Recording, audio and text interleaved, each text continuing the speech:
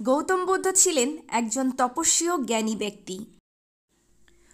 ইতিহাসবিদদের অনুমান অনুযায়ী গৌতম বুদ্ধ খ্রিস্টপূর্ব 563 অথবা 480 অব্দের এক সময় প্রাচীন ভারতের পূর্বাঞ্চলে জীবনযাপন করেছিলেন এবং শিক্ষাদান করেছিলেন। বৌদ্ধ ধর্মের প্রবর্তক ছিলেন তিনি এবং সনাতন ধর্মের নবম অবতার ছিলেন গৌতম বুদ্ধ। পাশাপাশি বুদ্ধ ধর্মের 28তম বুদ্ধ হলেন গৌতম বুদ্ধ। গৌতম বুদ্ধের বাণী ও উক্তি: শান্তি মনের ভিতর থেকে আসে, তাই সেটা ছাড়া শান্তির অনুসন্ধান করো না। হাজারো খালি শব্দের থেকে ভালো সেই শব্দ যেটা শান্তি নিয়ে আসে। যে কোনো অবস্থাতেই এই তিনটে জিনিসকে লুকানো কখনোই সম্ভব নয়। সেটা হলো সূর্য, চন্দ্র এবং সত্য।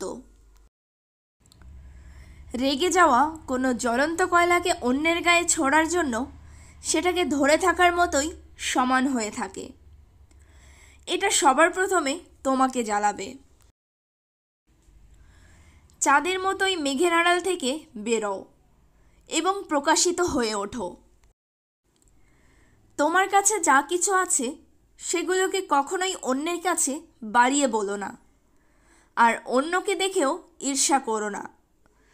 যে অন্যদের দেখে ঈর্ষা করে সে কখনোই মানসিকভাবে শান্তি পাবে না। খারাপটি সর্বদা তুমি নিজেই পছন্দ করছো, সুতরাং তোমার খারাপ কাজের জন্য তুমি নিজেই দায়ী। এর দায়ভার অন্য কারো নয়। জীবনের প্রথমেই ভুল হওয়া মানেই এই নয় এটি সবচেয়ে বড় ভুল। এর থেকে শিক্ষা নিয়েই এগিয়ে যাও। তোমাকে তোমার রাগের জন্য শাস্তি দেওয়া হবে না, বরং তুমি তোমার রাগের দ্বারাই শাস্তি পাবে। গোটা দুনিয়া খুঁজে নাও, খুঁজে নাও সেই মানুষটাকে যে তোমার আবেগ ও ভালোবাসার উপযুক্ত। পাবে না। মনে রেখো, তোমার আবেগ ভালোবাসার সবচেয়ে উপযুক্ত ব্যক্তি তুমি নিজেই। আলোকিত হতে চাইলে প্রথমে নিজের মনকে নিয়ন্ত্রণ করো। তোমার চিন্তাই তোমার শক্তির উৎস। নেতিবাচক চিন্তা তোমাকে অনেক বেশি আঘাত করে, যা তোমার ধারণায় নেই। ক্ষুদ্র ক্ষুদ্র মুহূর্তের সমন্বয়ই জীবন। কেবল একটি সঠিক মুহূর্ত পাল্টে দেয় একটি দিন। একটি সঠিক দিন পাল্টে দেয় একটি জীবন, আর একটি জীবন পাল্টে দেয় গোটা বিশ্ব। শুভর সূচনা করতে প্রত্যেক নতুন সকালই তোমার জন্য এক একটি সুযোগ।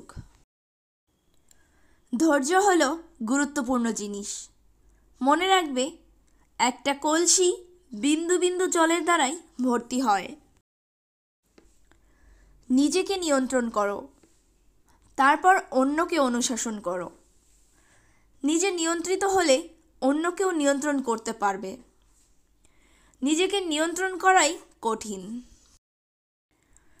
লক্ষ্য বা গন্তব্যে পৌঁছানো থেকে বেশি গুরুত্বপূর্ণ সেই যাত্রাকে ভালোভাবে পূরণ করা হয়ে থাকে। পরের কৃত ও অকৃত কার্যের প্রতি লক্ষ্য না রেখে নিজের কৃত ও অকৃত কার্যের প্রতি লক্ষ্য রাখবে। প্রত্যেক অভিজ্ঞতা কিছু না কিছু শেখায়।